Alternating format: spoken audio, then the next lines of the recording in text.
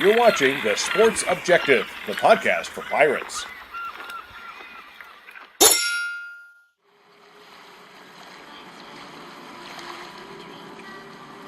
You're listening to A Pirate's Life for Me on The Sports Objective. Join us every Friday at noon as we catch up with a member of Pirate Nation. Here's your host, Bubba Rosenbaum.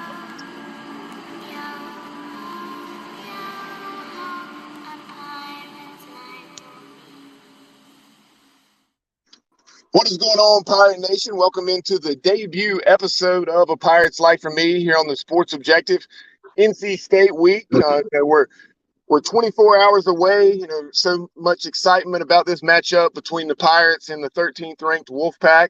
And now we're going to take a trip down memory lane on this debut episode. Very excited to have with us somebody that's a friend, but then also the first quarterback to lead East Carolina to a victory over the Wolfpack back in 1971. Welcome in John Casazza. John, we appreciate your time this afternoon. I appreciate you having me, Bubba. And good seeing you. No doubt. Really look forward to this conversation, and also obviously look forward to that matchup on Saturday between the Wolfpack and the Pirates at 12 noon on ESPN at Dowdy-Ficklen Stadium. But, before we really dive into East Carolina, NC State, just tell Pirate Nation about how you got to East Carolina, because I know you came to Greenville from the Northeast. Yes. I first went down to Chowan Junior College, and I was there a year and semester, just 2 football seasons. And I believe we actually played East Carolina back then when the freshmen couldn't play football. We played the freshman team, and I had an outstanding game, and Jerry McGee was down there with the football team. And anyway, they wound up recruiting me, and I played in 70 and 71. Mike McGee, of course, was 70. And like I said, it was a pretty embryonic era, a new era in football, because Stasevich went and took the AD job. And so there wasn't a quarterback under the center in 16 years, the single wing. But anyway, we put the multiply in and split back veer. And, the veer is tough enough, a whole learning process, and you need a lot of work on it. But we did the best we could. That first year we played state. That was the first year we ever played state, and we had a ton of Pirate fans in the stands. And both teams weren't very good, and it was kind of one of them ugly football games. But we lost.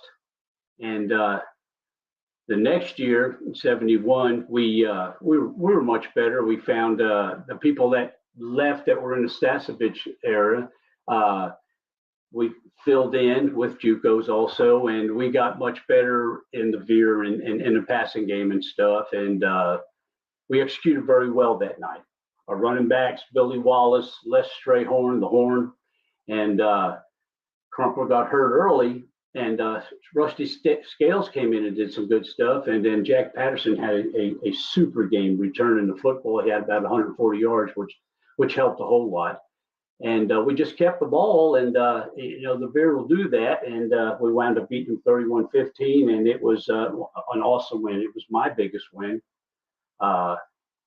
in those 2 years. And I think we got back 2 or 3 in the morning in Greenville, and the place was packed. The police had the place blocked off, and students were going crazy. We were hanging out the bus, and it was a super thing. And what it did is it started a rivalry that lasted for a while, and where East Carolina had some good football games, and State, unfortunately, probably beat us more through that period of time.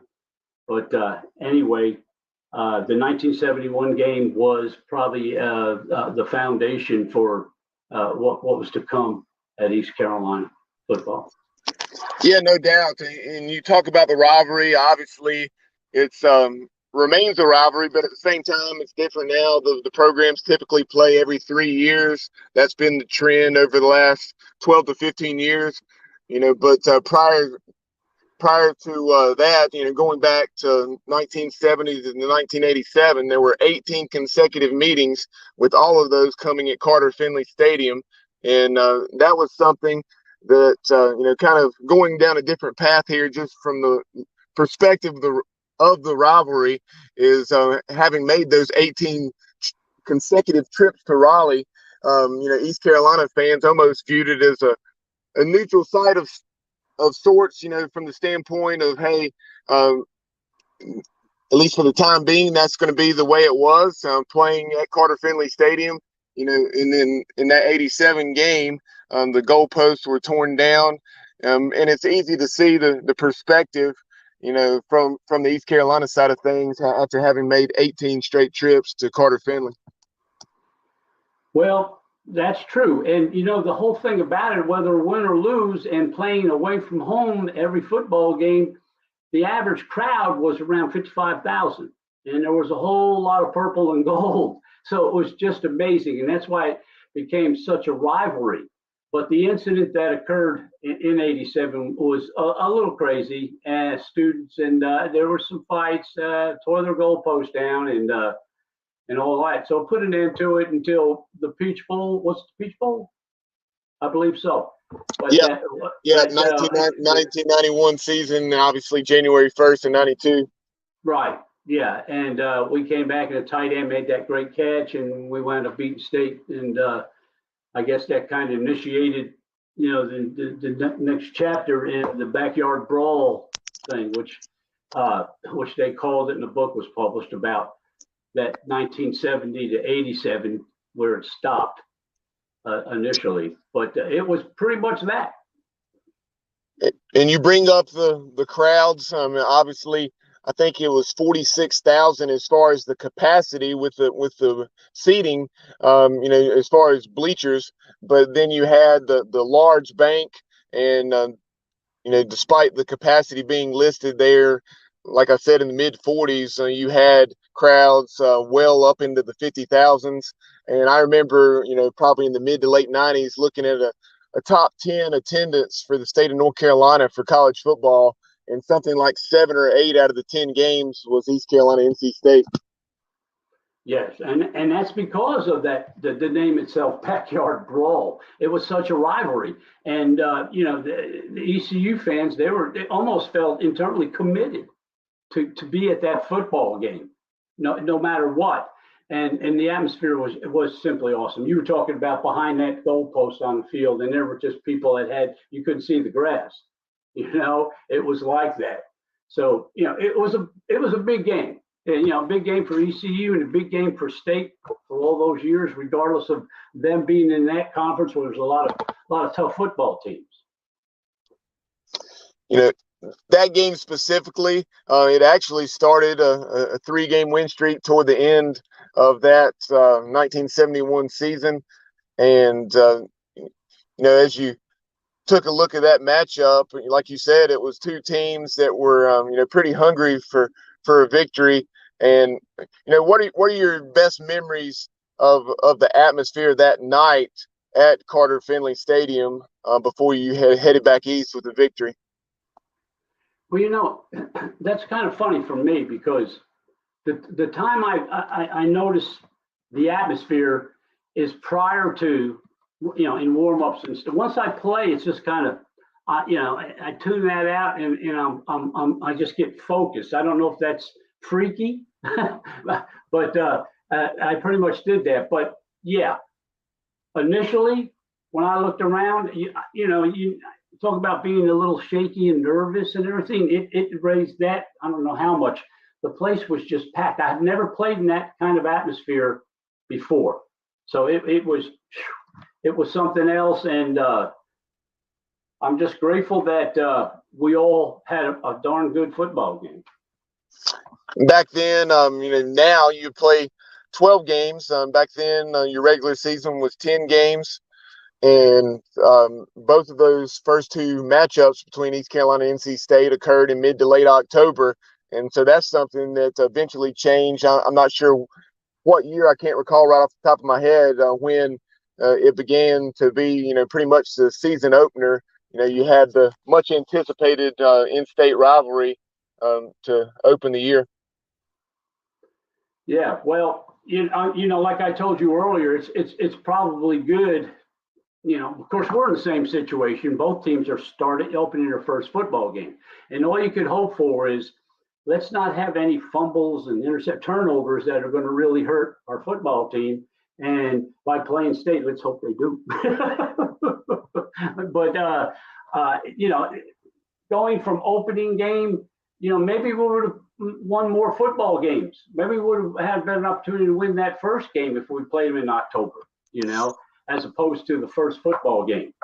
But I don't quite, maybe you do, quite understand why they would change that, even though, we're going to fill their place and definitely our place is going to be packed. And I can't even believe what it might be like this Saturday. So. Yeah, the future of the series, kind of as you just referenced, it's going to be interesting to see. Like I've already mentioned, pretty much every 3 years, after this year we have 2025 in Raleigh, 2028 in Greenville, and I think those are the only 2 games currently on the books. So beyond 2028, it'll be interesting to see what happens or does not happen in this series. Hopefully both sides can agree to extend the series and play at least every 3 years, if not more frequently. Well, I can see that, and that's a good future, as long as we leave, each of us leave, both sides leave the goalpost alone, perhaps. Yeah. A lot of times, you hear about the North Carolina NC State rivalry, and NC State certainly cannot stand the Tar Heels, and that's something that most NC State and East Carolina fans do agree on. But yeah, it'll be very interesting to see. And thinking back over the years, this series, certain things come to mind. Obviously, the Peach Bowl, and the tremendous comeback there. But I think back to when I was 6 years old, that 1987 game that we already referenced. I remember my dad, leaning in, when we were up a couple scores there late in the game, just saying, hey, be ready if I tell you to duck, or, be ready to get out of here, because these folks in red are likely to start throwing stuff. And obviously 32-14 victors that night. And then you think about the 96 game where Scott Harley ran for a little over 350 yards, 351, I believe, to be exact, down in what was then Erickson Stadium. That was spectacular. And then that 99 game, the first game in Greenville, where David Garrard made David Garrard, I don't think was necessarily a huge talker, but he did have some comments, reach the media in that one, or whether they're made directly to the media or not. And he was talking about how they wanted to send 5 and 6 NC State home for the holidays, or where they were not going to become bowl eligible. I guess maybe 5 and 5 at the time, but and David Garrard was able to back it up in a very run-oriented game plan. He had a couple of long touchdown runs on options. Yeah, I do remember that football game. And you're talking about, in the future and the years you were talking about that we're going to be playing. Like I said, let's hope that can create, the situation and bring back that backyard brawl and this intensive rivalry, which, I think, I don't know so much about North Carolina State, but I know East Carolina can certainly use that rivalry. And open up in the beginning of the year, I don't know if that's going to be the same situation down the road. But if it is, winning that football game initially against North Carolina State can certainly change your whole program and your season that year.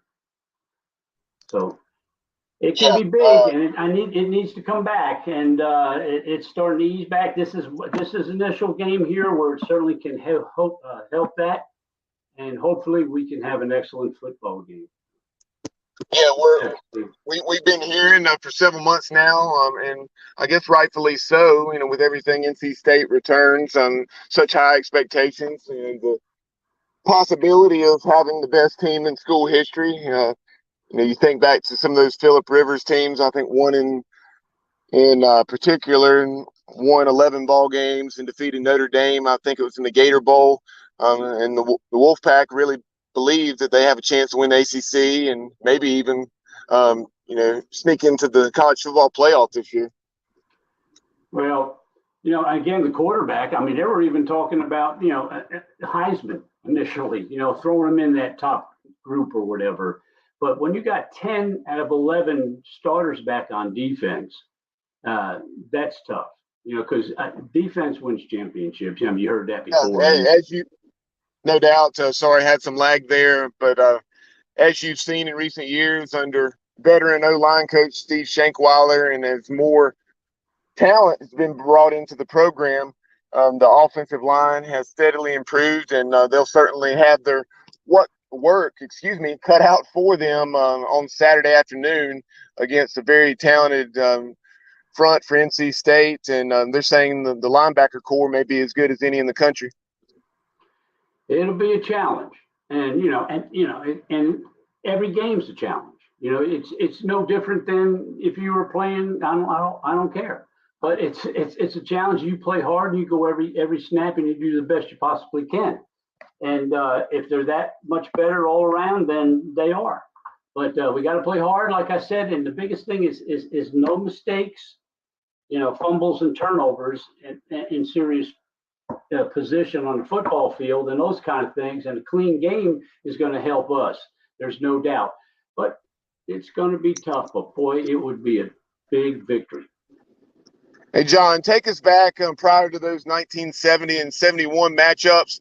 And we talked about the atmosphere at the game, but, leading into the game in the weeks and months, once you knew those games were going to be played, talk about what it was like around campus and, how Coach McGee and also Coach Randall, how they handled the practices and so forth leading into that much anticipated matchup. Well, we were pretty specific on our practices. Now, when you're trying to deal with a particular team, we probably spent more time with McGee on fundamentals and things like that than you normally would with a football team because of the transition. The preparation part. We always come into the ball game, and particularly them, about we need to run the veer. And we need to read it and run it well and block it well so we can keep the football. And, that was a philosophy when we entered into the ball game. And we certainly did that. I thought we did, and I thought we did a great job. I threw one touchdown pass. Carl Gordon, may he rest in peace. He had an air balloon accident many, many years ago. But anyway, he caught that pass. But, like I said, we ran the ball. And, we just threw a few just to keep them balanced. So our philosophy coming in that game was veer them to death. That was it. You mentioned the name Carl Lester Crumpler, obviously talking about Crump Sr., a 6'4", 6'5" running back. And he was really recruited by everyone. You heard stories, whether it's USC, who had so many tremendous running backs during that era, and and beyond that. So just talk about what Crump was like as a running back in those early '70s seasons. Well, it's funny. Like you said, he probably had opportunities to go a lot of places because of his speed and his physical size, which is two great things for a running back. And he was that big we were talking about. But when he came to East Carolina, he came with his high school football coach and his high school trainer, Ronnie Barnes. So all three of them came down there together. I don't know if that had something to do with getting him there. But he certainly was Coach Henry Trevathan, right? Coach Henry Trevathan. He was at Wilson Fike. That's where Crumper played, and that's where Ronnie Barnes was. And Ronnie was a little kid. He became our assistant kind of trainer, that kind of thing. And now look at him. He was just inducted into the Hall of Fame and everything, and retiring. The Hall of Fame of the Giants and everything else. So that's an amazing little story right there in itself. But Crumper, I really didn't get to play with him a whole lot. My junior year, my senior year is about about when I played with Crump. And like I said, he was just super talented. If you gave him a little bit of grass, I mean, he could be gone. His stride was unbelievable. But we had two good running backs, and we switched him then. He was a sophomore my senior year, and he switched up with Strayhorn, which both were super talented running backs. Strayhorn played, I don't know, 4 years or so, or 5 in the NFL. And Crump went there for a couple of years. So anyway, they were super talented. And it's hard to believe that I even had the opportunity to play with those kind of guys. And we mentioned that name, Henry Trevathan. Coach Trevathan, obviously, as you just mentioned, spent those years at East Carolina. And then later on, he was actually on the Peach Bowl staff, on Dick Sheridan's staff.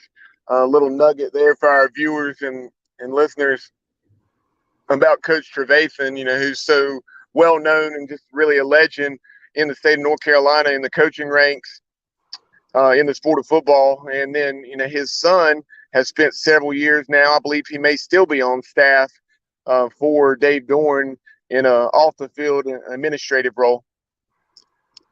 Yeah, I love Coach Trevathan. He was a super guy, and back when he first rolled in there, he had really the freshman team. He was over the top of them, but he was also coaching varsity football positions also. But he was just a super guy. He motivated you, but he had a great heart, and you just learned to love him. He was one of them kind of guys. He put his arm around you, and I just love him to death. Yeah, I had the opportunity, very blessed to be able to meet Coach Trevathan back in December of 2018 when we had our 40th anniversary party, a live podcast at Professor O'Cool's, as it was then, in Greenville, right there in the Big Lot Shopping Center behind Logan's Roadhouse. Right. And that was a lot of fun getting to meet Coach Trevathan. I'm trying to remember that, and that, of course, was nearly 4 years ago now, but he was in – I don't know, I want to say 91, 92, something like that at the time, but you would have never known it. I believe he still had a farm in the Wilson area, and I heard that. Seemed much younger than his age. Yeah, you're right. And, of course, I see him at the Letterman's weekend under the tent and stuff and everything. And it's just amazing when I hear how old he was, and and just talk to him and everything, and being very cognitive and everything. I mean, and hopefully that'll go on for many more years. I love the guy, and I was blessed to be able to play for him. So, John, in your years since leaving East Carolina, just talk about, I know you had the opportunity to have an excellent coaching career, multiple sports, including football at High Point Andrews. And you talk about that experience and the way you had the opportunity, rather, to impact young people. Yes, and I was so glad that I was a teacher, coach, and athletic director for 32 years, actually for about 38, but 32 at Andrews. It wasn't a job, you're trying to help kids, you're trying to build character, even save some in situations. Teachers are able to come to you, and then you can help them academically. Just love my job. And Andrews, when I got there, it was a great school. Demography was super. The kids were super. We had great athletes. Got there in 75, and in 76, the next season we won the 4A state championship and kind of established a tough program at Andrews year in and year out. And we won a few more state championships. But the biggest thing was actually when I first got there in 75, I got hired as a football coach, and they said, by the way, you got to coach tennis. I said, tennis? I was from a place in central Jersey, pretty tough place. I'd never seen a tennis court in my life. But they had concrete tennis courts with chain link nets and had basketball courts on it because it was run by the park system or something. It was in our back of our campus. But anyway, they were a terrible team, and I committed myself. I told about all the years I coached football and success and worked hard. The biggest thing I'm proud of is what I've done with a tennis program that was 0-18, wooden racket era. That's when we started. I took lessons of, pretty good athlete. And I fell in love with the game, and then I worked kids to different hours during the summer, even 2 at a time, and I really worked hard at it and turned the program around. We were 5 or 6 state championships. So, it was a big deal. Got rid of the chain link nets and got them asphalted, painted, and this kind of thing. So, very proud of that. But of course, football and the guys, and the young men that I hear from today, and they're doing well, and the things they say about me sometimes brings tears to my eyes. But it's all worth it, and golly, it wasn't a job, if you know what I mean. And one of the crazy things, kind of a crazy story, just I certainly knew of you quarterbacking the Pirates, and then your son Joey at Ragsdale. Back then I didn't realize your time in High Point Injuries. Yeah, well, I actually went over there for 3 years to coach at Ragsdale and my son, but I was still at High Point Andrews. Oh, wow. Yeah, and it was right down the road from High Point Andrews. It's like, 3 miles. So the principal allowed me to do that and gave me, 4th period planning. And I was able to do that. And my second year there, we got beaten the state championship by a super loaded Hickory team, but got to the state championship. So right, got that. No, not at all. But kind of a final thing for you here as we start to wrap this up. Taking a look at the 2022 Pirates, you talked about the improvement made, and I referenced the improvement on the offensive line in particular. How do you see this 2022 season playing out? Last year, the Pirates were 7-5. Unfortunately, didn't get to play the bowl game against Boston College up in Annapolis.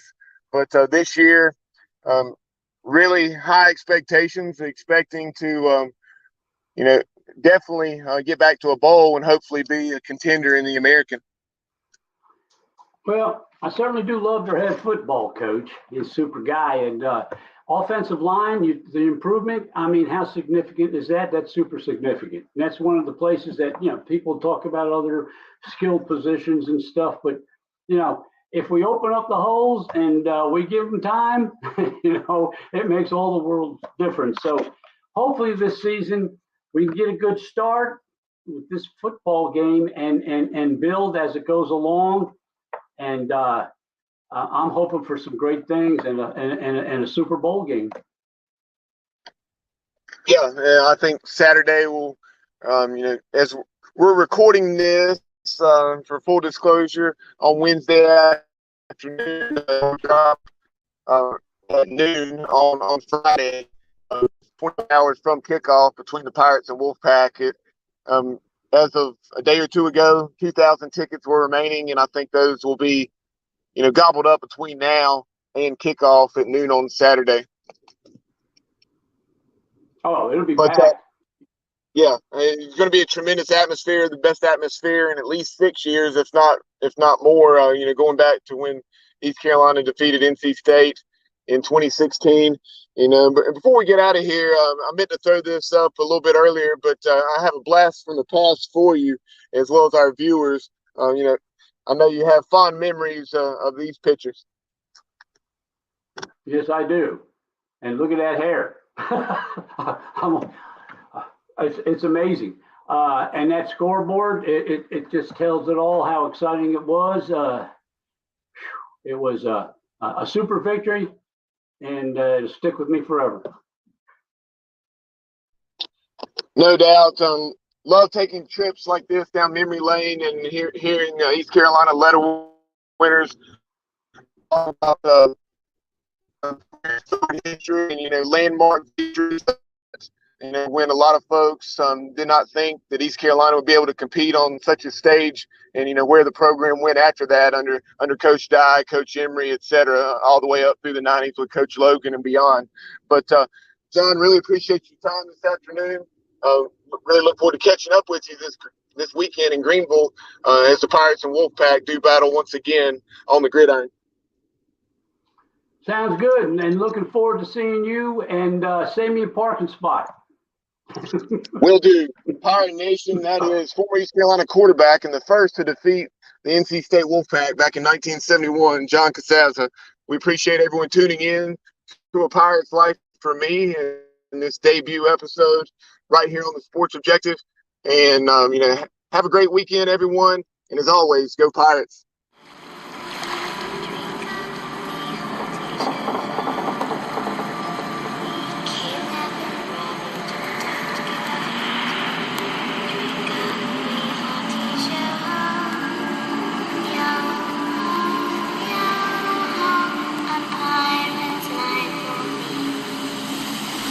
You're watching The Sports Objective, the podcast for Pirates. Yeah, my heart is purple and gold. I'm a pirate down to my soul, and I don't back down, not at all. Find out when the cannons explode, from the sidelines down to the post. Put it down like not even close, all out to the last whistle blow. From the flag with the soul and crossbones. Everybody stand up, get your hands up, let the team know that we got they back. This is our house, this is our town, our time, everyone, I copy that. Everybody in the stands go,